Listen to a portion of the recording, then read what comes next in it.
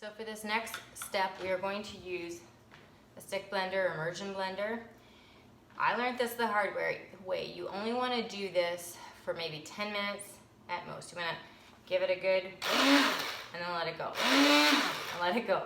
Because otherwise you can burn the motor out on this. Unless you have another one handy, that's not going to be a good thing. So you're going to want to put it inside. Looks kind of creamy now. This can sometimes take a short amount of time, sometimes can take a longer amount of time. I'm not going to run the video while I'm doing this because it's going to be very loud. So basically you're going to want to take it to trace.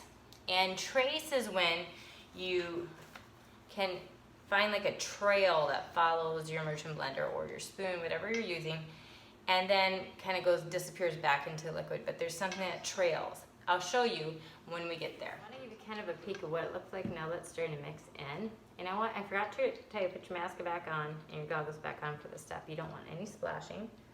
So it is starting to thicken just slightly, but we're going to keep going. Now, I've been at this for about 10 minutes, and it's starting to get like a thicker, you see that thicker pudding-like consistency to it. Not quite trace.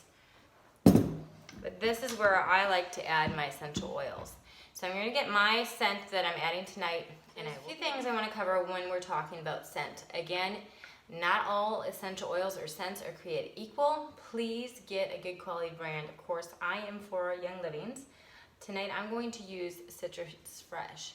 Now you're going to want to add a 5 ml bottle to this recipe or 85 drops. And there's some oils you should not use. You should not use Young Living's Stress Away or Wintergreen. They just are not good for this type of project. So your citrus ones are really good. You want something with a good strong scent. Your peppermints are really great choices. It's really up to you. I don't like to use super expensive types of oils in my soap, so I had more for the citrus or cinnamon, lemongrass, lime, but your preference.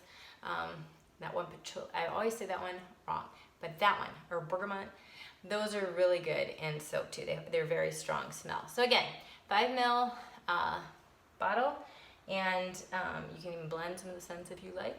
I'm using Citrus Fresh. So you're gonna pour 85 drops or a 5 ml bottle. And you're just gonna kinda stir it in a bit. And then we're gonna go back to blending this. Now that smells really good. Really, really good. So this is where, you know, if you want a little bit stronger, you go ahead and add as much as you like. But those are recommended amounts. I'll get my safety gear back on and we're gonna blend this until it comes to trace, and then we're ready to mold up. Okay, so I have reached trace, and I want to show you what that looks like here before we pour it. So hopefully you can see it's a bit thick here, and it leaves a trail like that. You mix it around, and it kind of follows you. Do you see how it does that? And this is starting to get thick already. So this is when we're done, and we're ready to mold up our soap.